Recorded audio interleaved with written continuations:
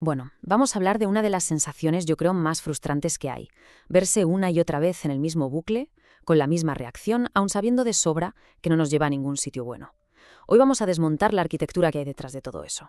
Usaremos el método ALMA-sintaxis para entender por qué pasa y, lo más importante, cómo se puede empezar a trazar un camino diferente.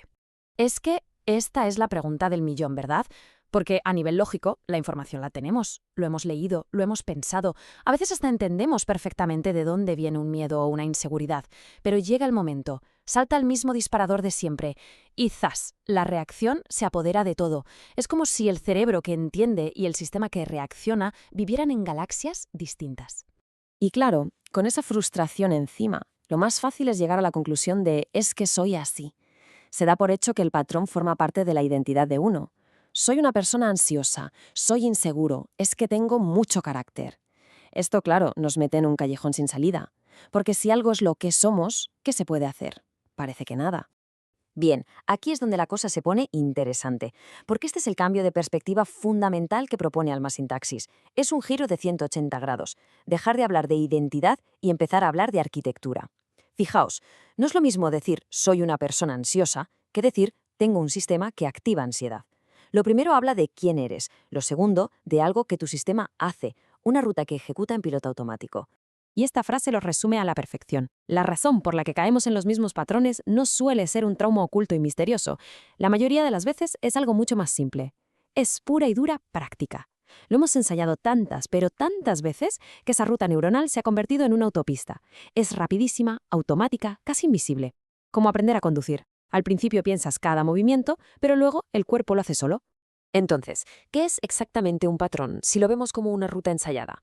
Pues como vemos aquí, no es solo un pensamiento o una emoción, es el pack completo.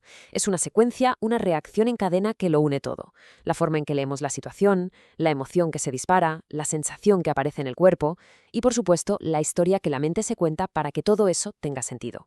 A ver, veámoslo con el ejemplo para que quede súper claro, porque la secuencia es de vértigo. El disparador. Una persona tarda en contestar un mensaje. Inmediatamente se activa algo, una inquietud en el pecho, un nudo en el estómago, quizá miedo. La mente, que odia el vacío, salta y crea una historia. Seguro que se ha enfadado, algo he hecho mal. Y de esa historia nace el impulso, la urgencia de mandar otro mensaje, de llamar, de hacer algo para calmar esa tensión.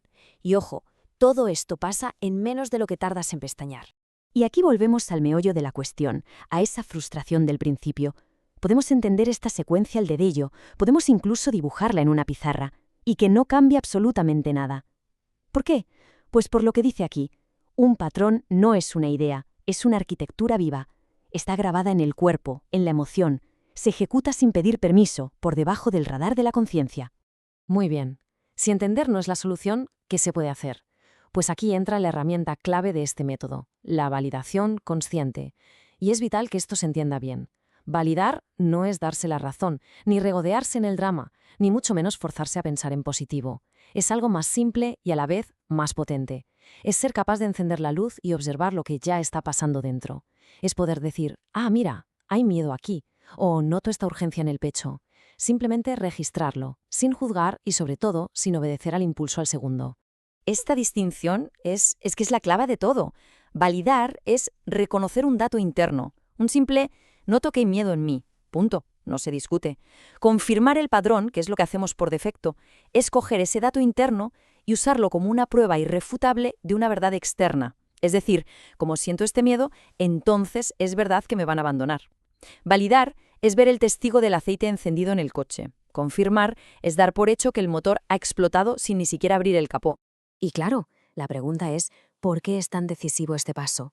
Pues porque lo que no se hace consciente nos gobierna desde la sombra, así de simple. Si no vemos la activación en el momento en que ocurre, actúa como un impulso ciego.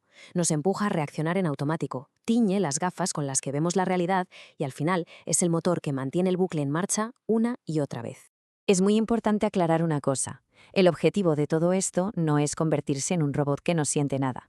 No se trata de eliminar el miedo, ni la rabia, ni la tristeza. La meta es mucho más realista y, la verdad, más interesante. Conseguir un reordenamiento interno. Que una activación pueda aparecer, claro que sí, pero que no secuestre a todo el sistema. Que cada parte, por así decirlo, vuelva a su sitio. Y esta tabla lo muestra de una forma brutal. Mirad las dos columnas. La activación es la misma, aparece el miedo.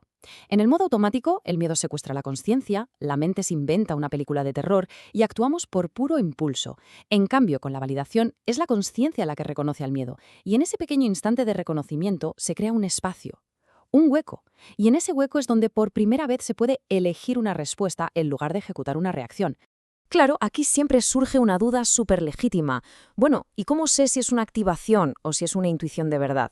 La clave está en la textura de la experiencia. La intuición es sobria. Es una percepción clara, tranquila, con poco ruido mental. Es un sé que algo aquí no cuadra. La activación emocional, en cambio, es ruidosa. Trae prisa, tensión física, pensamientos en bucle y una urgencia loca por confirmar algo ahora mismo. La diferencia es tremenda. La intuición percibe que algo ha cambiado, la activación grita «¡No soporto que algo haya cambiado!». Y vamos a cerrar con esta idea que quizá es el resumen más potente de todo este enfoque. ¿Y si la meta nunca fue no tener miedo? ¿Y si el verdadero cambio profundo no es dejar de sentir, sino que eso que sentimos deje de ser el piloto automático del sistema?